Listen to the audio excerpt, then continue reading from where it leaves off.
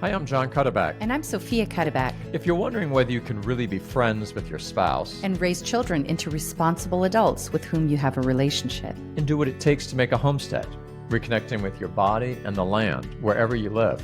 If you just want to think more about how to make a truly happy home in our trying times, then The Intentional Household, a LifeCraft podcast, is for you. Join us.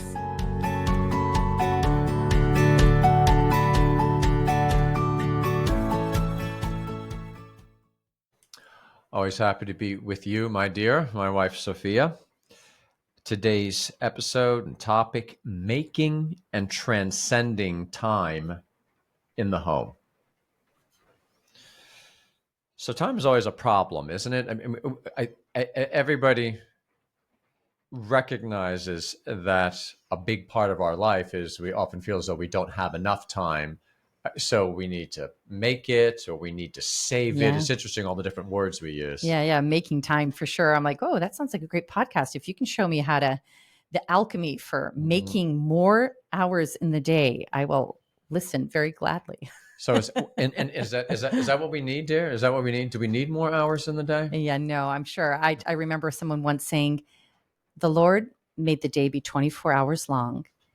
You don't need more hours. You need to just limit yourself to what the Lord is asking you. So the day is not too short. The Lord has made exactly the right amount of hours in the day.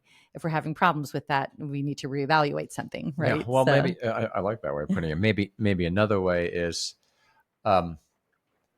there is surely no shortage of time. Mm-hmm. So if we're experiencing a shortage of time, there's something wrong in us. Objectively, there's all the time in the world. Yeah. So I need to do time differently, and so even you and I have been talking about this a bit, and so this notion of transcending time, that's going to give us an opportunity to get a little bit philosophical. I think, as usual, some philosophical principles here are going to give us the opportunity to think differently about time, and of course, beginning by thinking differently about time, then we can live in it differently and experience it differently. And if we're blessed to be in a home situation where we have children, a big part of how we want to think about this is, how do our children experience time? How do they live in time? And particularly, can we craft our home to be a place where they're formed well in that? Because surely home is the main place that how we do time is going to come about. Our basic dispositions toward it are formed when we're young there. And then even now, for us adults, I mean, everything really starts in the home. How are we doing it there?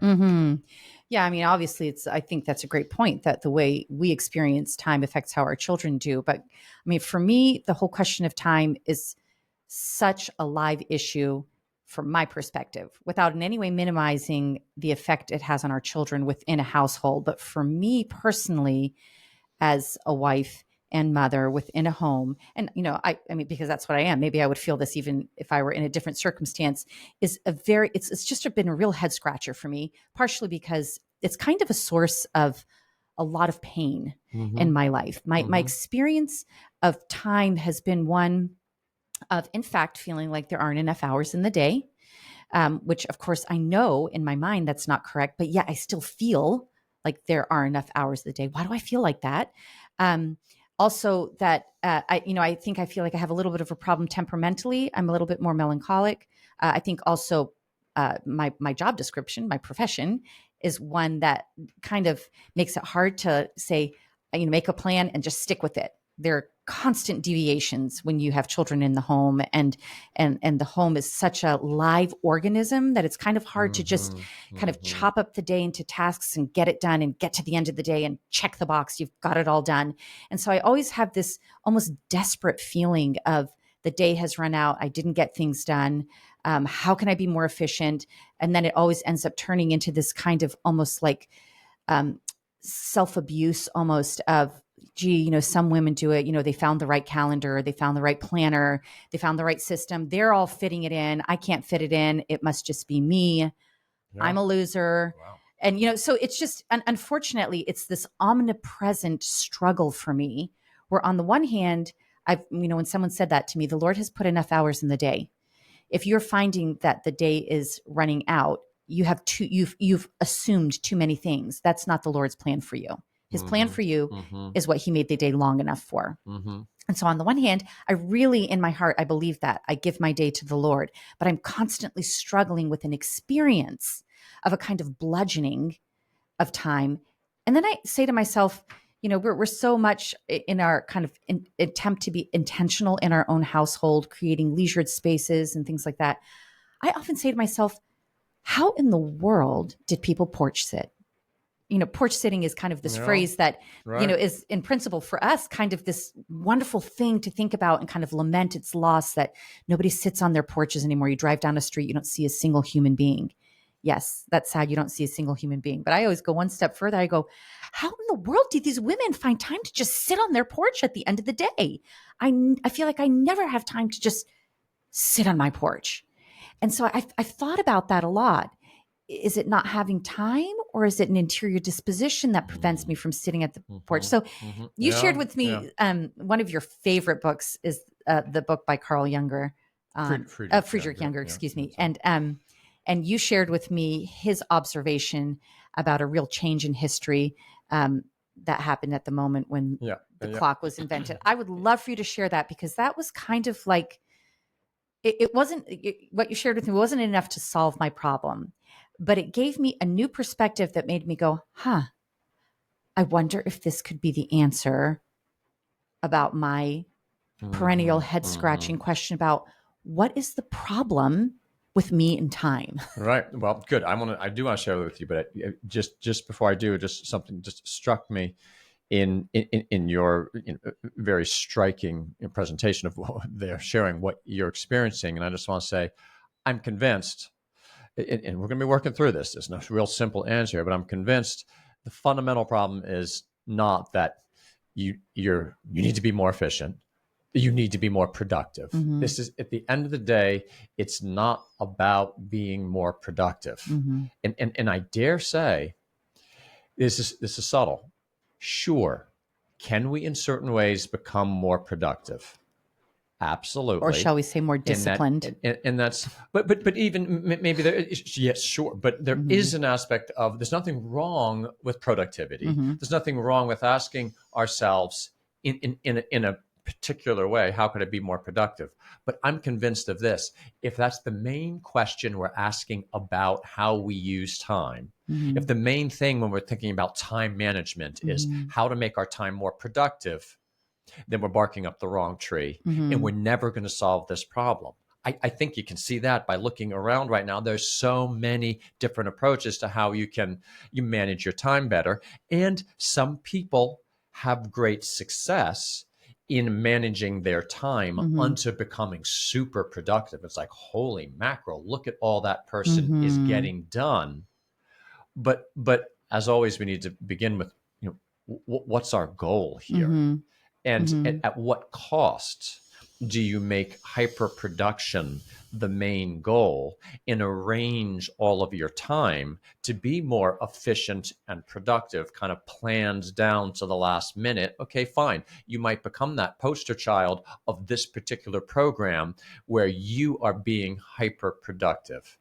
But I think there's a deeper question. How are you actually experiencing that time? Because may I assert this?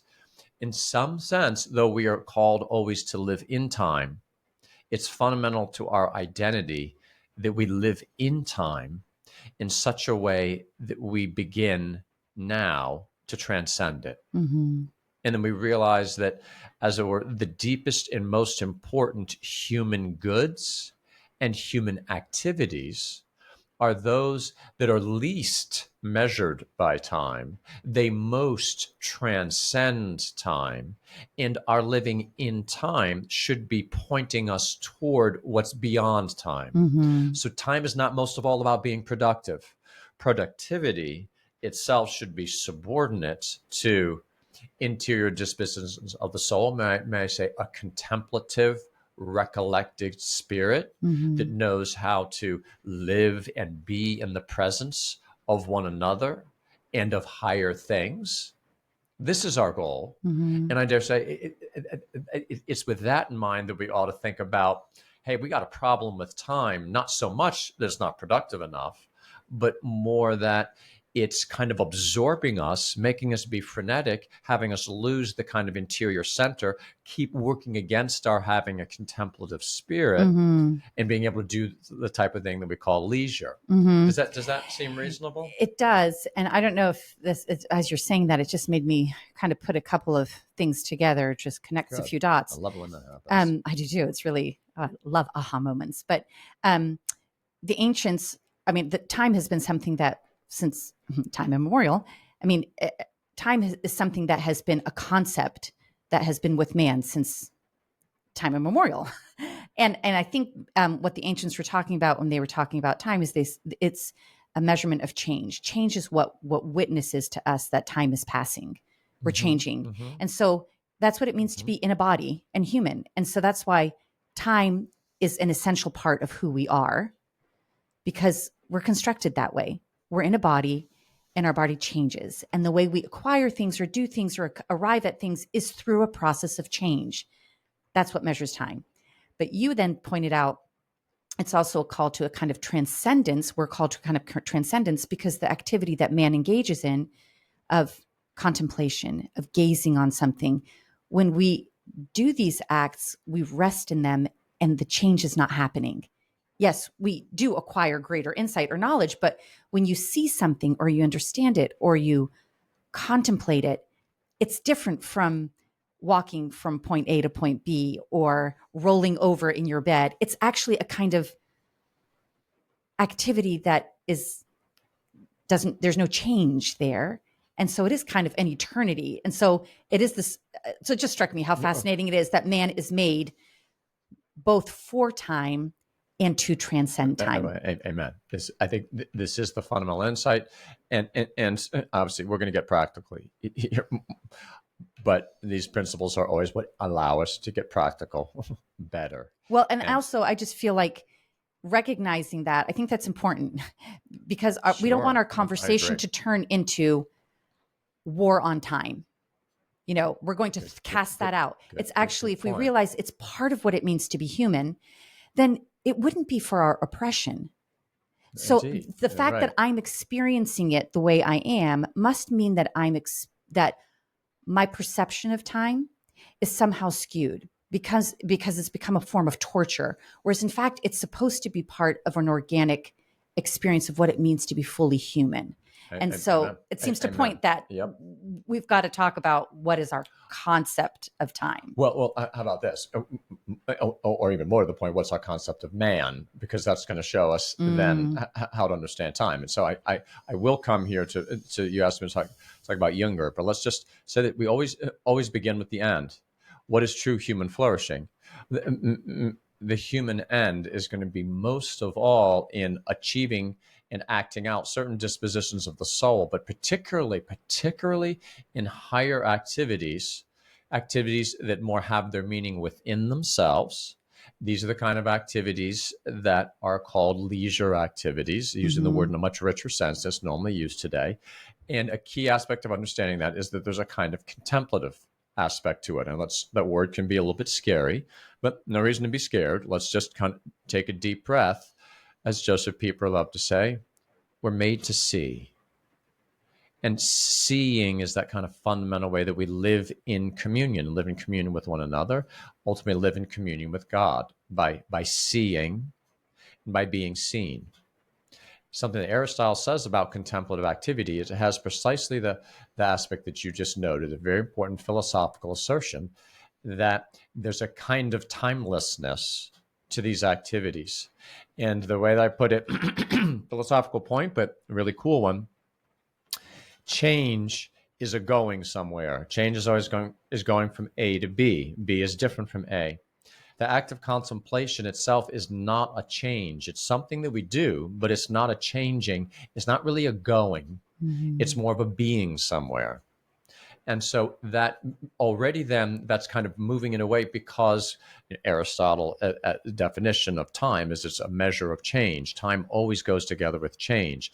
If there are human activities that are less activities of change, but more just a being, Mm-hmm. then Aristotle literally says there's a kind of timelessness. And so we can express that there's almost a kind of moment of eternity. It's almost like you step out. It's not a rejection of your changeableness, Mm-hmm. but it brings this great richness into the Mm-hmm. time. And I dare say, beauty of this is it transforms the rest of your time. I think that's going to be, I think, a real key of our thinking about kind of how we manage time, how we use time well. We're going to have to focus on some higher things, Mm-hmm. focus on the interior life, focus on the kind of activities we're having in the home that will cultivate these dispositions Mm-hmm. of these richer moments, these times, because there's still times that are more timeless, that enrich all of our time, Mm-hmm. grow our soul. And I'm convinced that is the biggest difference between people who are able to kind of experience more of a peace throughout their whole day, Mm-hmm. that they have those periods that are kind of set apart for Mm-hmm. that greater richness. And again, this wasn't necessarily intentionally done, although now for us probably will need to be intentional. It is fascinating that they were not hyper focused. They couldn't have been hyper focused on productivity, that they did just stop and very naturally spend that time on the porch. Mm-hmm. But Yeah. So it sounds like what you're saying is the ideal circumstance for a man is where both of those activities, I mean, we're bodily and we're spiritual. mhm. And so if we hyper focus on one to the exclusion of the other, there's going to be a limp in the way we Yes. function. Yep. And I would say that if you look at the two, if we hyper focus on the bodily and the changeableness that comes with the bodily and bodily activities to the exclusion of contemplation, that the crippling might be worse than if we did it the other way around. Well, yeah, it's great. I think, yes, I think we can even say that even more, that the there's no way of focusing on the bodily, leaving out the spiritual, that won't kind of ruin everything. Mm-hmm. But there's a way of focusing on the spiritual and let me put it this way: anytime you give primacy to what should be lower, Mm-hmm. you're going to ruin everything. Right. We can give a primacy to the spiritual, but it would be wrong to have that leave out the material. But you know Yeah. what? That would not be giving it a true primacy anyway. That Mm-hmm. would be living a falsitude. Mm-hmm. In other words, when you see the real primacy of the spiritual, you see how that calls for the other. Yes. And so again, that's Yeah. always that great principle that is so key in all things in the household. If you Mm-hmm. put first things first, other things get their appropriate meaning and importance. So when we get first kind of what transcends time, that's going to help us use time better, which frankly brings us to a point from Junger, which is fascinating. He So goes historical. tell us what the name of the book of Friedrich Junger's Junger, book is. the book is called The Failure of Technology. I've been Mm-hmm. using this a bit in Wednesday quotes. It's a hard book, but a lot of interesting things going on in them. I'm not even exactly sure what kind of philosopher he is, but Mm-hmm. there's a lot of grist for the mill there. But I love it when you share things for me from this book. It's always like, they're so interesting. wow. Well, so he historically he points to a time in history when clocks became dominant, more a major part of life. But there was a reason, he claims, for that. He says that goes hand in hand with a kind of turning away from higher things. The medieval notion was more to focus on the transcendent, to focus on the spiritual. Mm-hmm. And when there was this shift, Wait, in the sense of focusing on the spiritual, that the view of the spiritual informs how you interact in order I think the so. I mean, material. some people look at the Middle Ages and say that they ignored the realm of the bodily Almost impossible. and focused on the spiritual. I'm not sure how you get the Cathedral of Notre Dame out of ignoring the body. Mm-hmm. By the way, I'm not trying to Mm-hmm. be polemical, but I think we need to take a careful look at how we're understanding the Middle Ages. Mm-hmm. You know, the great art and architecture, music, and so forth that they produced. But in any case, there was a time where both philosophically and in many ways theologically, there was a turning away from higher things and more of a focus on kind of a success in this life, success in this world, and a kind of focus on productivity. And he's saying hand in hand with that, became uh, a focus on time and the using of clocks. Now, this is a tough one. I'm still trying to understand it. These are deep waters, and I don't want to get lost in those Mm-hmm. waters. But the one of the ways that he I wrote down a couple of quotations I think that might be helpful. He said, more and more clock-like traits invade man's life and man's work.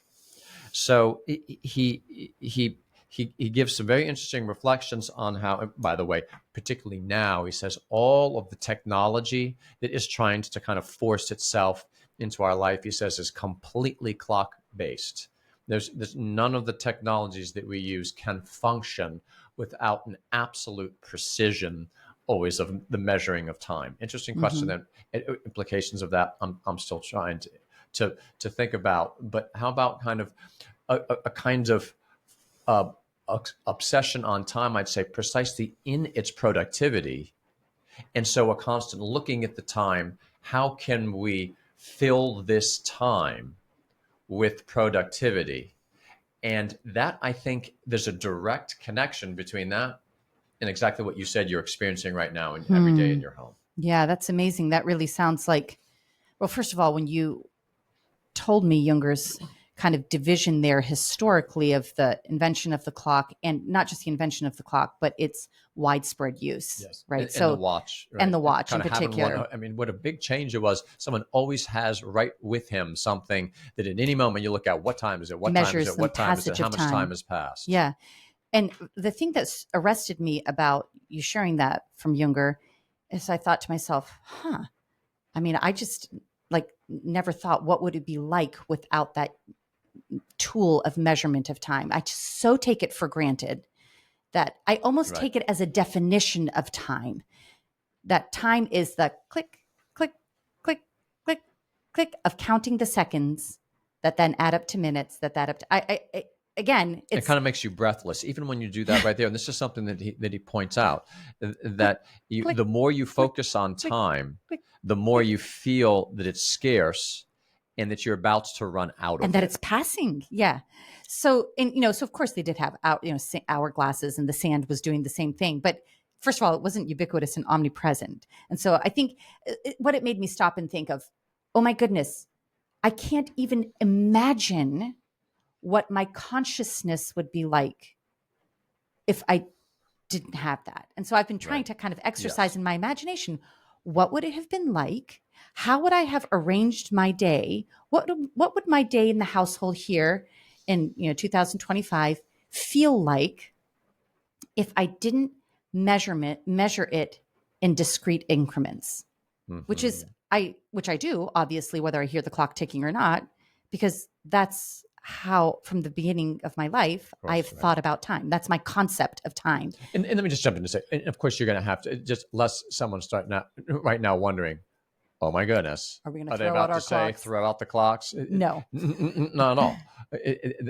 That's not the point. Mm-hmm. We for various reasons we have to use them. Not saying that timepieces, certainly not saying timepieces are evil. Not saying their invention was evil. We have to have a certain subtlety here, and and and and and by seeing certain things here, we might be able to again live in time, even time as measured by all of our timepieces, in a better way. Mm-hmm. But so not going to be radical in throwing anything out there, but in reevaluating Mm-hmm. our experience. Might cast it this way. I mean, because one way that Junger did it is said it.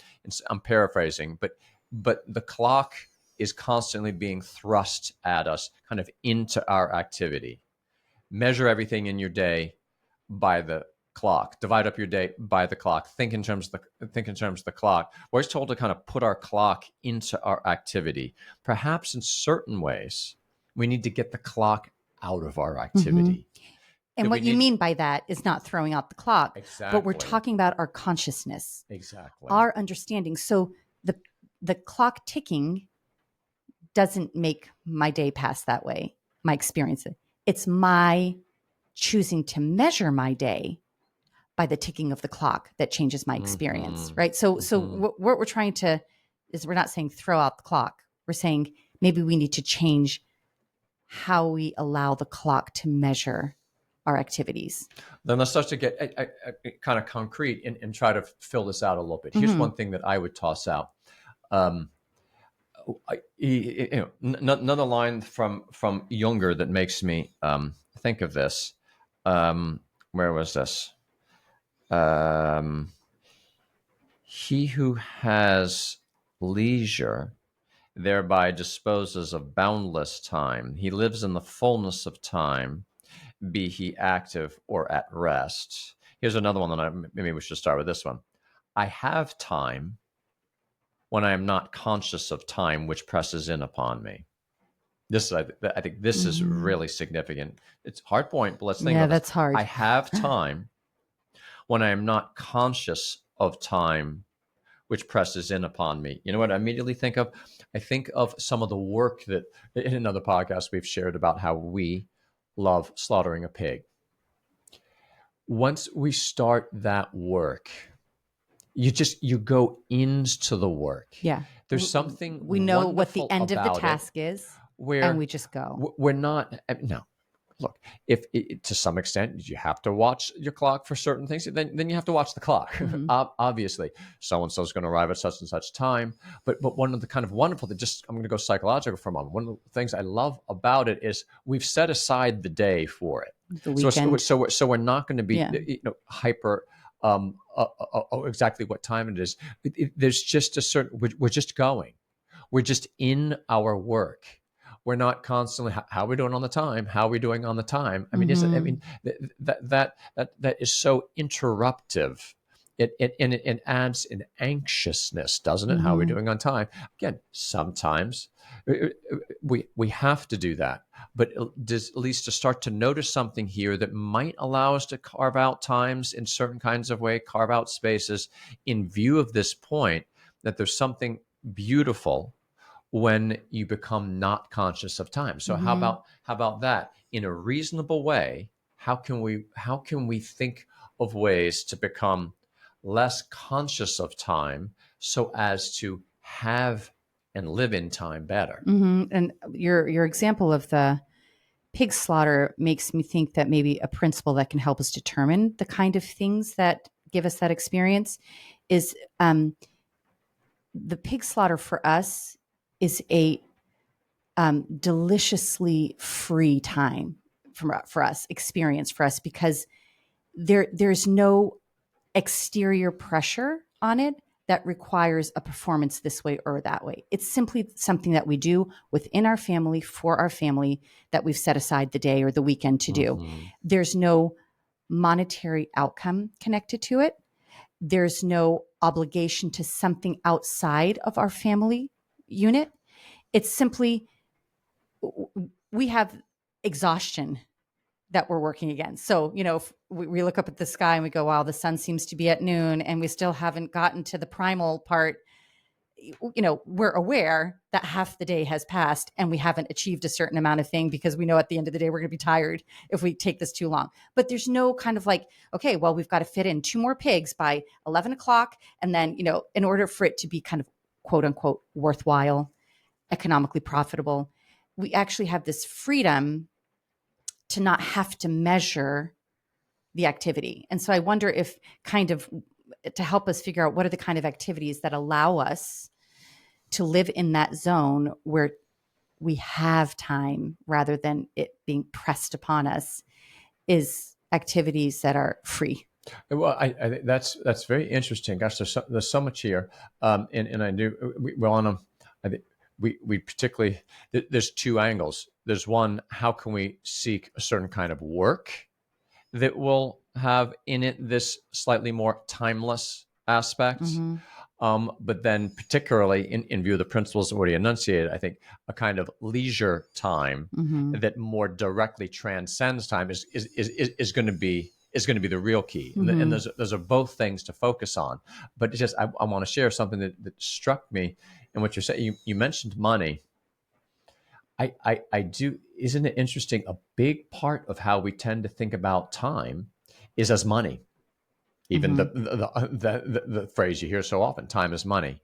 People tend to think in terms of I could be, particularly if you live by an hourly wage, or even if you don't live by an hourly wage, people, even salaried people, tend to have a sense of my time is worth this Mhm. amount of money. And productivity, the concept of productivity is connected to that. It is. Hmm. And the very notion of productivity tends to be very much associated with money, Hmm. more kind of, hey, I earn this wage, so my time is productive of money. Hmm. I'm convinced that that's another way that society is kind of forming our view of time that makes us be a little bit breathless. I've shared in another context in the very first online article I ever wrote about the economics of splitting wood by hand. Hmm. This just really comes to mind of how it was said to me, why would you bother splitting wood by hand? You could easily have taken those same hours and done something for which you'd be paid much more, pay someone else to split the wood or just buy the wood. Then you end up with more time and more money to show.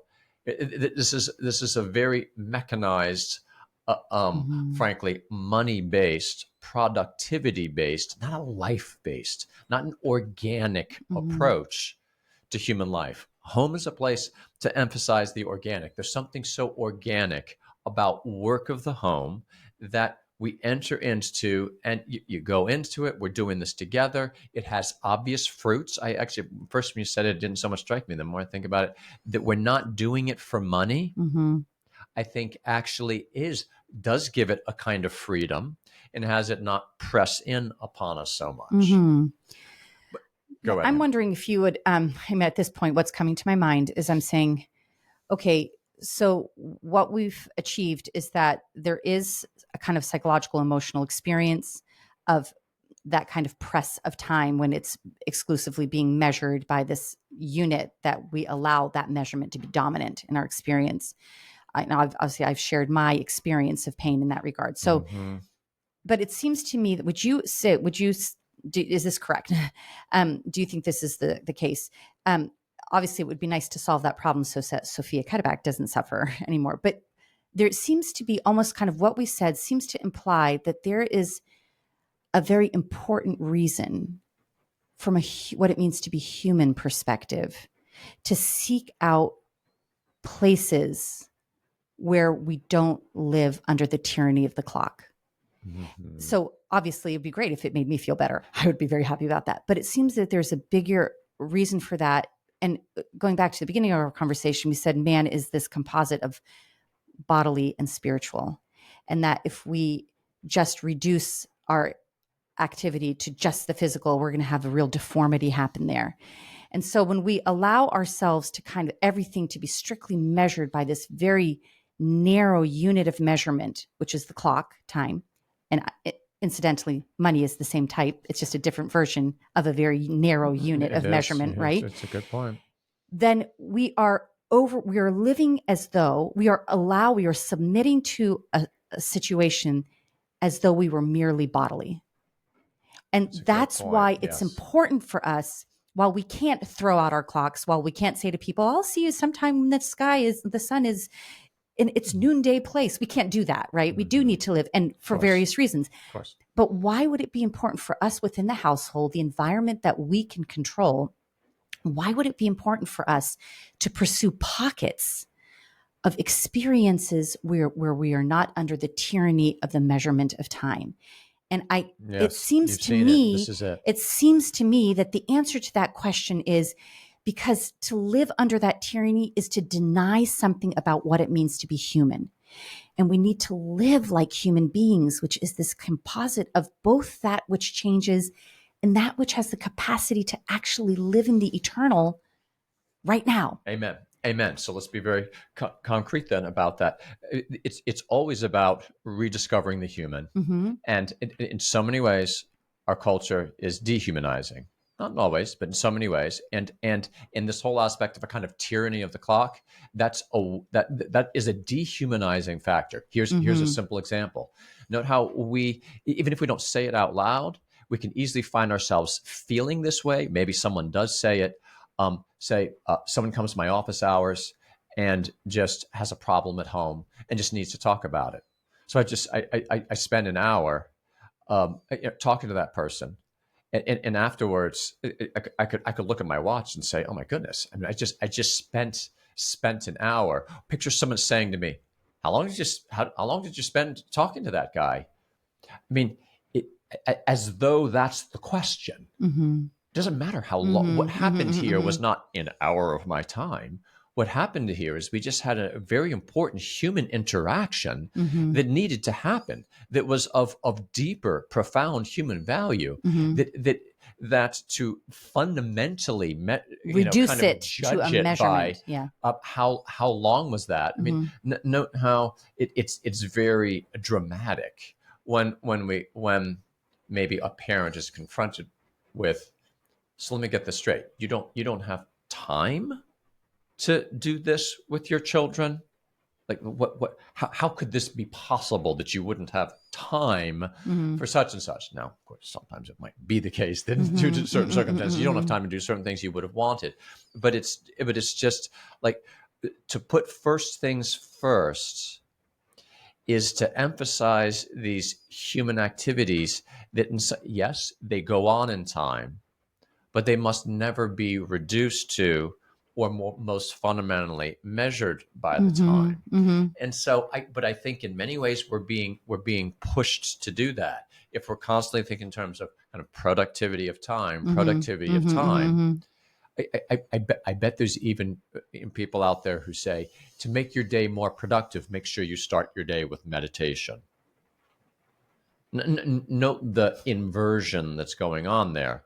Get some quiet time so that you You can can be be more more productive. productive. Yeah. But that's Yeah. inhuman. Yeah. Yeah. Yeah. That's putting the lower above the higher. Mm-hmm. So, That doesn't mean that meditation's not important, but it's a very subtle inversion of priority. right, exactly. And life is always about order.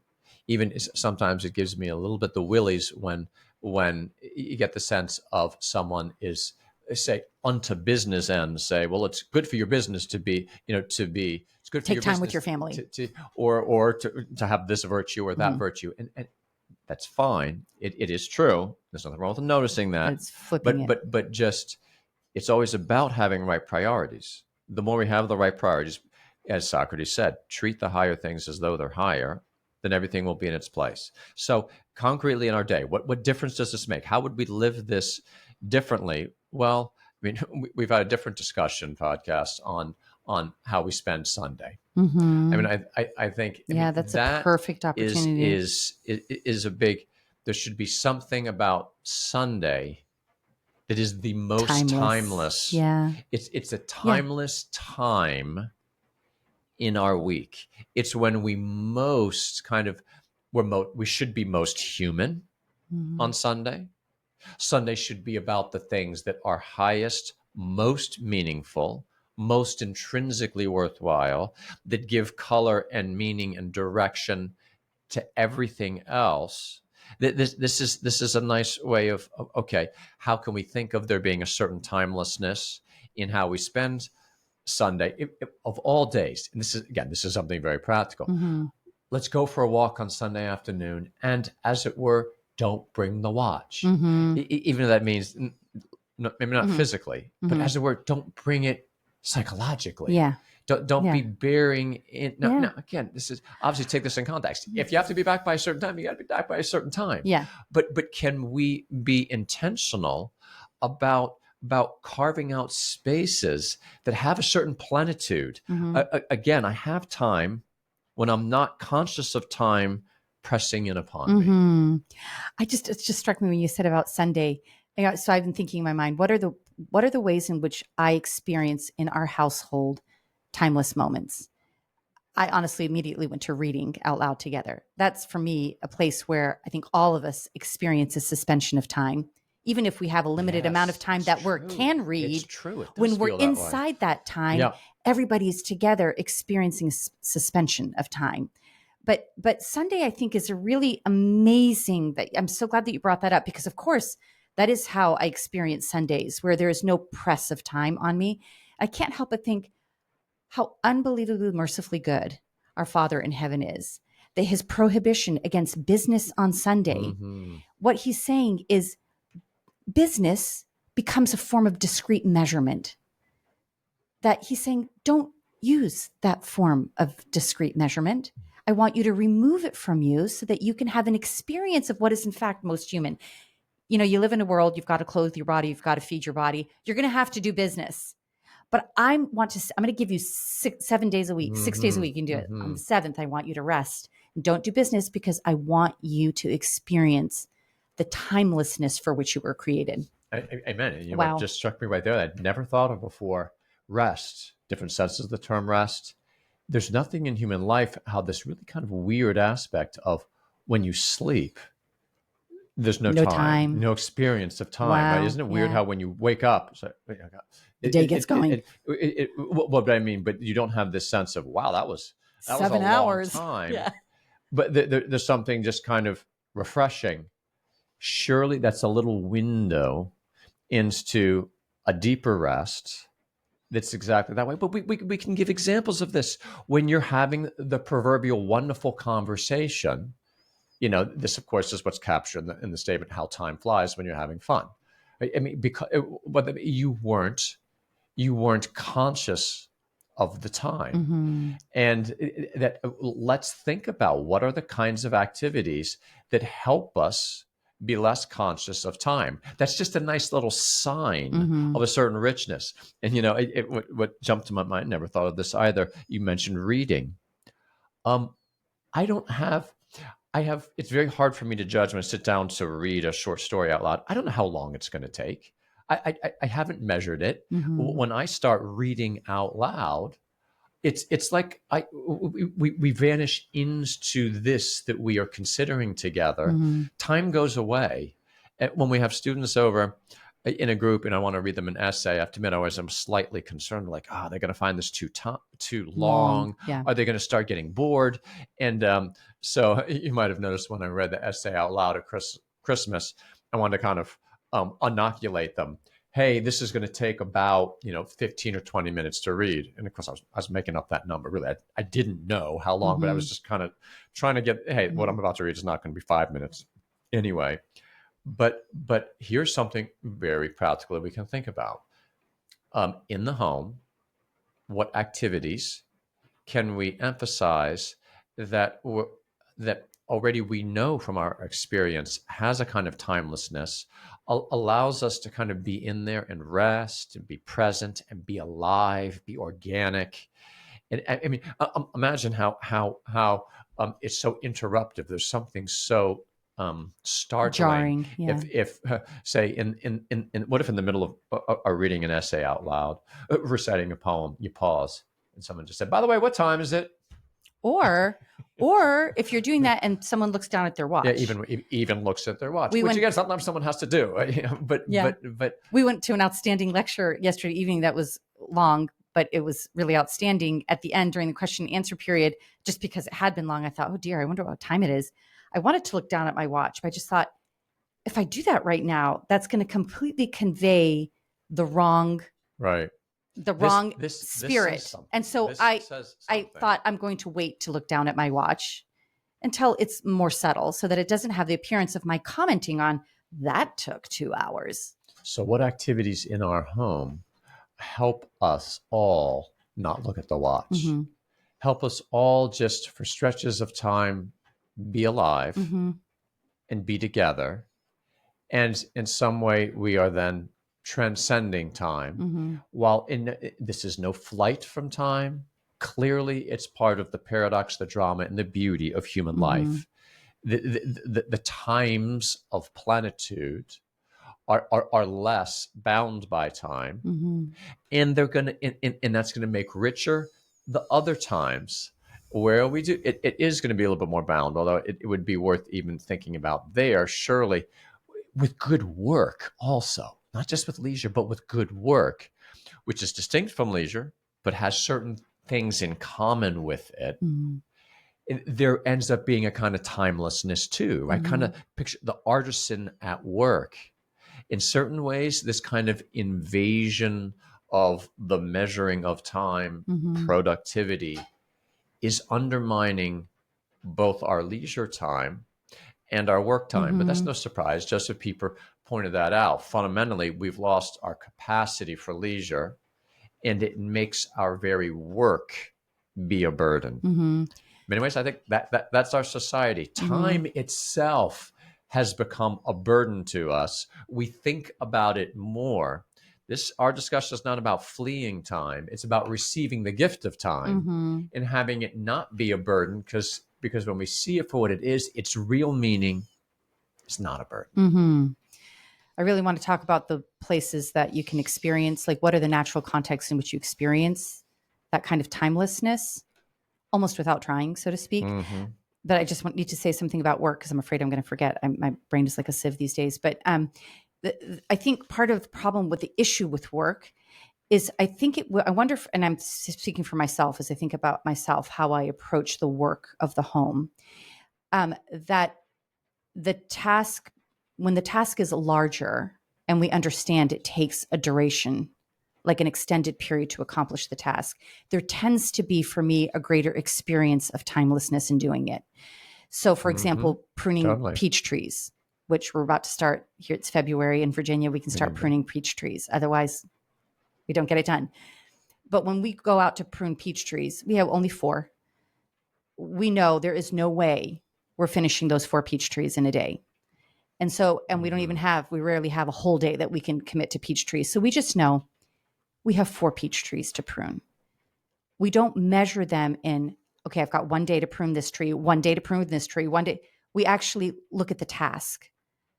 Rather, we have the task define our relationship to it rather than defining the task by how many units of time measurement it Mm-hmm. takes. You know what I mean? I know that sounds a little bit subtle, but I mean, I kind of think of domestic activities, if you're going, okay, well, that's going to take me 10 minutes. And then that means I can fit in this load, which takes 40 minutes to get done. And then that's kind of looking at all your tasks in relation to how they're measured by time, instead of looking at the task and saying, I'm going to accomplish the task. And it's going to take whatever kind of time it takes. Now, granted, we're talking about efficiency. Could you be more focused? Could you be more disciplined? Yes, but those are spiritual traits that we develop, moral traits that we develop, that if we're disciplined people and we work in a way that's responsible, then when we don't finish whatever, all the laundry on day 1, it doesn't matter. We sit down on the porch and we have a porch visit in the evening because we know that we are committed to the task. And the task is going to take the amount of time that the task takes, Yeah, right? yeah. Instead of like, oh, today, Monday was laundry day. I didn't get it all done. I don't know. It Right. just Yeah, seems yeah. like it's a subtle thing, but I almost feel like the ancient concept of time is the passage of time is measured by the activity versus the modern notion of time is the activity is measured by how much time it takes, which is, again, it's a subtle flip, but it seems to be making a pretty big difference to your relationship to the work that you're doing.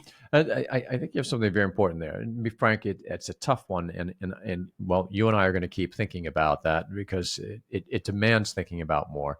But I do think that the insight that you have there is not incompatible. Sorry, the double negative. It's compatible with recognizing we have to be reasonable managers of our time. Mm-hmm.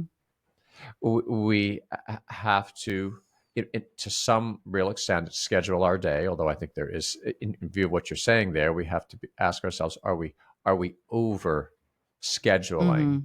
rather than kind of looking? Surely there's something of a mistake to just, here's the amount of time I have, so I'm going to just shove things What can I into fit this. in? Yeah. Versus, I like that point you're saying. Here's the activity I have, so how much space do I probably need to leave for that? Mm-hmm. And that's going to lead to a natural thinning, Mm-hmm. right? Surely an important part of time management is to be reasonable in thinning things out. And maybe a big part of our dysfunctional relationship to time that so many of us have is that we have kind of succumbed to the obsession with productivity, and we feel like we're supposed to be getting more done than we are. Mm-hmm.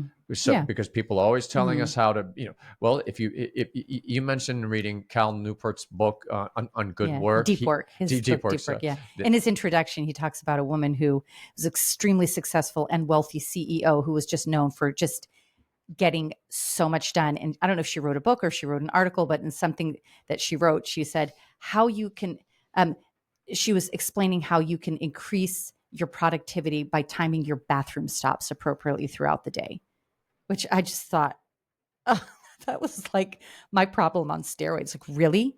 I'm going to get more done if I just time my bathroom stops I think appropriately? this is actually key. This is really key, because now the clock has invaded the bathroom.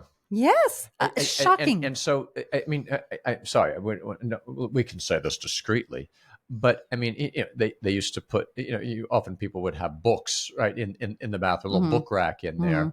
And there was a little sense of timelessness, because in any case, here is an activity that will No just one is measuring take the time that that it's it going to takes. take, Yeah. and you don't rush it. You Mm-hmm. just kind of, I mean, talk about organic, right? You kind of living here, right? Mm-hmm. You just got to go. But that right there, this person who wants us to hyper organize, isn't that's just a stark example, but maybe there's much more of that. Like, same thing with meals, boom, boom, boom. Mm-hmm. And of course, so now we're not sitting and lingering, Mm-hmm. because boop, 6:30. Now we need to get on to such and such. Mm-hmm. The invasion of the clock. How long have you been having dinner? Mm-hmm. Shouldn't dinner, ideally, again, this might always be possible, but ideally, shouldn't dinner be another one of those things of, Timelessness. I don't know how long. Yeah. I mean, Yeah. there's this is the time Yeah. for the this is the time for the timeless. There are times in our day that should be, Mm-hmm. most obviously, have a certain kind of timelessness to them, and that's different Mm-hmm. kinds. Our leisure times are probably the most timeless, but honestly, when you think of, Hilaire Belloc talking about the peasant who's mowing a field with a scythe, by hand, there's a kind of even timelessness there In their to work. their work Mm-hmm. too. Very much worth our Mm-hmm. considering.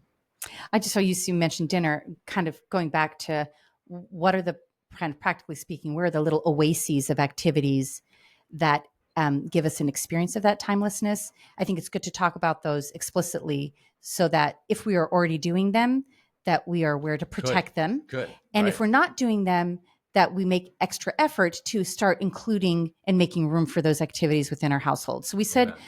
reading out loud together, which we've mentioned Always in one of so our many favorite, ways. And so, central to our own and home and life. this list is not necessarily in order of importance. So, obviously you apply these things to your life in a way that's most realistic to incorporate them. But where we experience this timelessness together is reading books together. Sunday, the observation of Sunday, is a family day and a day of Going leisure. for a walk. And you mentioned dinner, and that was the other thing that made me go, I didn't really think about it.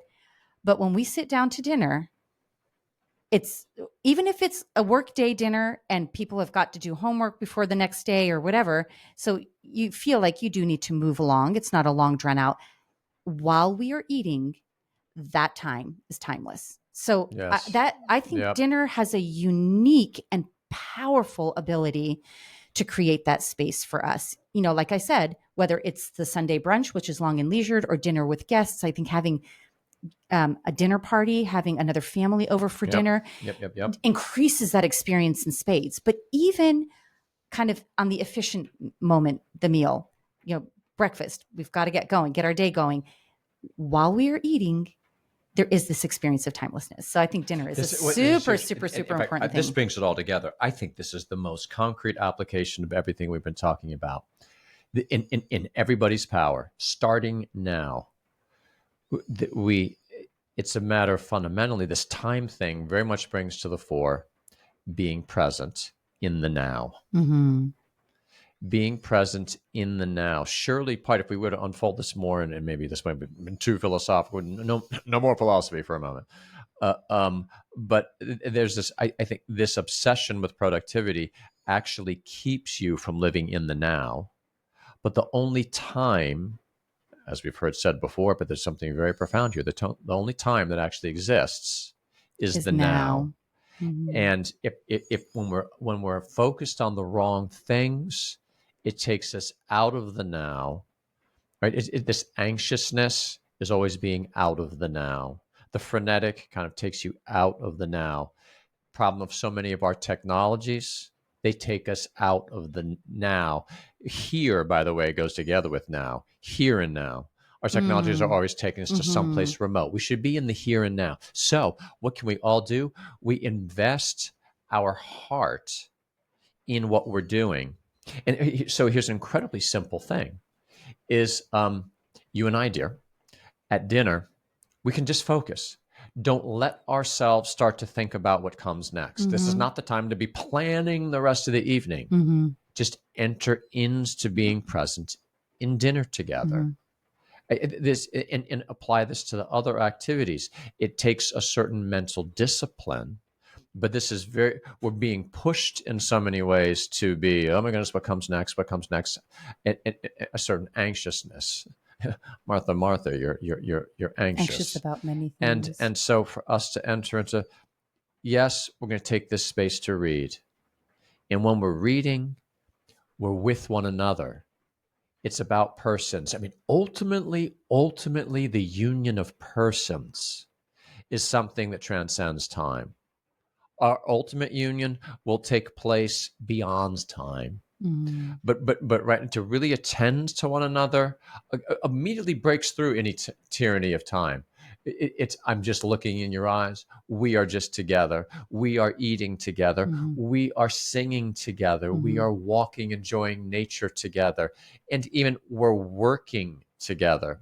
Sounds trite, but the primacy of the now and living in the present. And there's certain times that maybe we as parents are going to have to be very intentional about setting it up.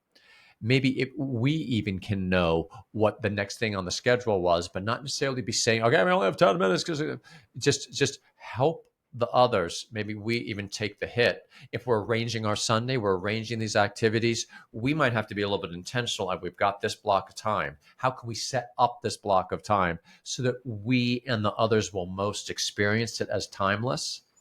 Maybe that's part of this day and age of our crafting the good life in the home.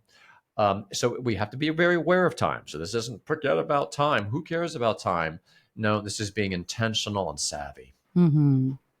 It's great. It's given me tons to think about. I can't wait to keep talking about it. Well, me too. Well, maybe it's time to stop. If there was any, maybe if there was any experience that we just had in there of not feeling as though the clock was ticking, then maybe there was even a little example in what we've just done of the kind of thing that we're talking about. So we can all strive together to carve out those opportunities to experience the time, as it were, without time. Thanks for that Hmm. conversation, dear.